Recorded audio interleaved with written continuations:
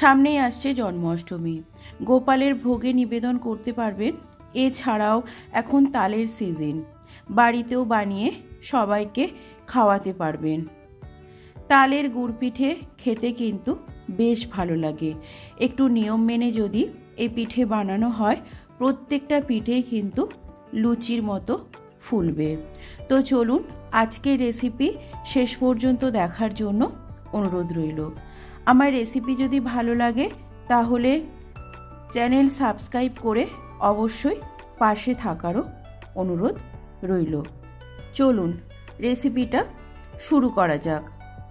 নমস্কার বন্ধুরা, রুনুর নিরামিষ রান্নাঘরে আরও একটি নতুন পর্বে সবাইকে আবারও একবার আমন্ত্রণ জানাই।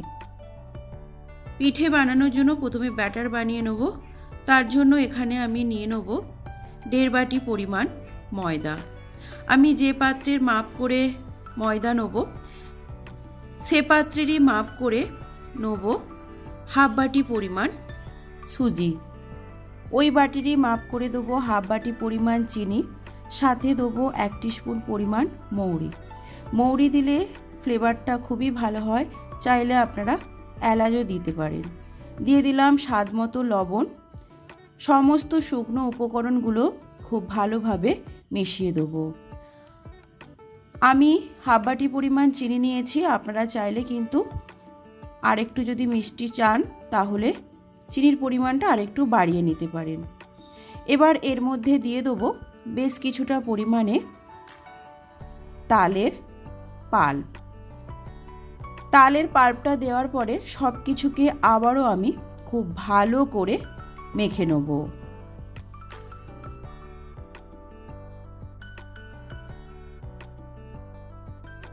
তালের কাতরা সব কিছুর সাথে খুব ভালোভাবে মিশিয়ে নেওয়ার পর এবার আমি পুরো ব্যাটারটা মাখাবো ঈষৎ উষ্ণ গরম জলে। হাত সহ্য করতে পারবে এই রকম গরম জল দিয়েই কিন্তু আমি ব্যাটারটা মাখিয়ে নেব। জলটা একসাথে দেবো না, অল্প অল্প করে জল দেবো আর ব্যাটারটা মাখতে থাকবো। চেষ্টা করবেন এই ব্যাটারটা মাখানোর সময় হাত দিয়ে মাখানোর, তাহলে কিন্তু ব্যাটারটা খুব ভালো হবে। ব্যাটার যত ভালো হবে পিঠে কিন্তু ততটাই ভালো হবে।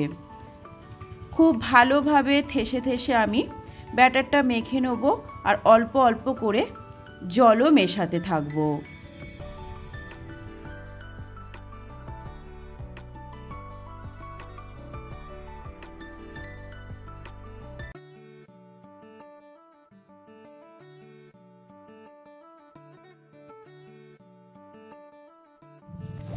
ব্যাটারটা আমার মাখানো হয়ে গেছে। দেখুন ব্যাটারের কনসিস্টেন্সিটা আমি এই রকম রেখেছি। এবার আমি আধা ঘন্টা থেকে 45 মিনিটের জন্য এটাকে ঢাকা চাপা দিয়ে রেখে দেবো। কমপক্ষে আধা ঘন্টা রাখতে হবে। হাতে যদি আরও সময় বেশি থাকে তাহলে কিন্তু বেশি সময়ও রাখতে পারেন, তবে আধা ঘন্টা অবশ্যই ঢাকা দিয়ে রাখবেন। যেহেতু এর মধ্যে সুজি আছে তাই সুজিটা ভিজবে, সেই কারণেই ঢাকা চাপা দিয়ে রাখতে হবে। ফিরে আসছি আধা ঘন্টা পর। ফিরে এলাম আধা ঘন্টা পর। দেখুন ঢাকনা খুলে সব কিছুকে আবারও খুব ভালোভাবে মিশিয়ে নেব। অনেকটা ব্যাটারটা ঠিক হয়ে গেছে। আমি এর মধ্যে আরও একটু জল দেবো। ব্যাটারের কনসিস্টেন্সিটা অবশ্যই আপনাদেরকে দেখিয়ে দেবো। আমি হাতের সাহায্যে খুব ভালোভাবে ফেটিয়ে নিচ্ছি। আমি আবারও বলছি, ব্যাটারের মাখানো যতটা ভালো হবে পিঠে কিন্তু ততটাই ভালো হবে, তাই চেষ্টা করবেন হাত দিয়েই মাখানোর। সব কিছুকে আবারও আমি প্রায় 5 মিনিটের মতো সময় ধরে খুব ভালোভাবে ফেটিয়ে নিলাম। এবার ব্যাটারের কনসিস্টেন্সিটা দেখুন, এই রকম একটা কনসিস্টেন্সির ব্যাটার তৈরি করতে হবে পিঠের জন্য। দেখিয়ে দিলাম এই রকম একটা ব্যাটার তৈরি হবে। পিঠে ভাজার জন্য গ্যাসে কড়া চাপিয়ে দিয়েছি আর দিয়েছি বেশ কিছুটা পরিমাণে তেল। পিঠের জন্য কিন্তু তেলটা একটু বেশি করে দিতে হবে। তেলটা যখন খুব ভালোভাবে গরম হয়ে যাবে তখন 1 হাতা ব্যাটার নিয়ে আমি তেলের মধ্যে দিয়ে দিলাম।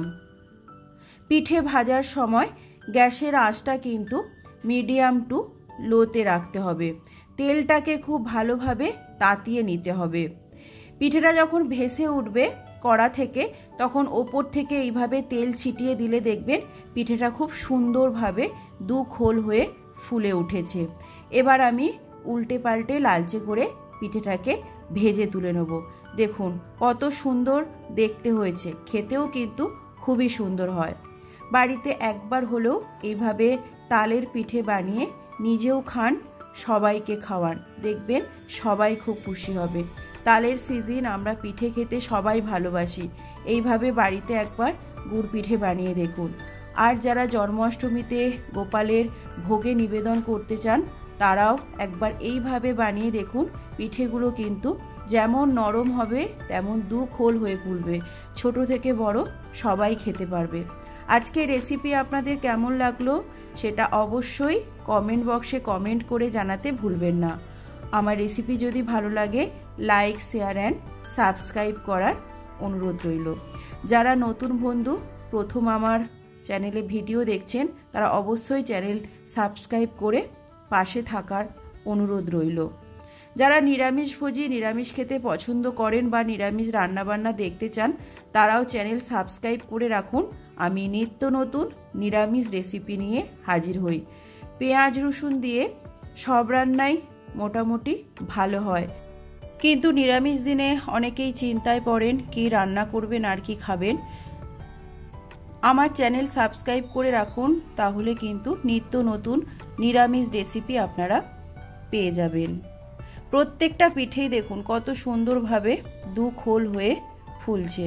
পিঠেগুলো খেতে কিন্তু দারুণ হয়। একবার আমার ভিডিও দেখে বানিয়ে দেখুন সেম প্রসেসে। পিঠেগুলো দেখতেও যতটা সুন্দর আর একদম নরম হয়েছে পিঠেগুলো। আজকের মতো এই পর্যন্তই, দেখা হবে আবারও নতুন রেসিপির সাথে।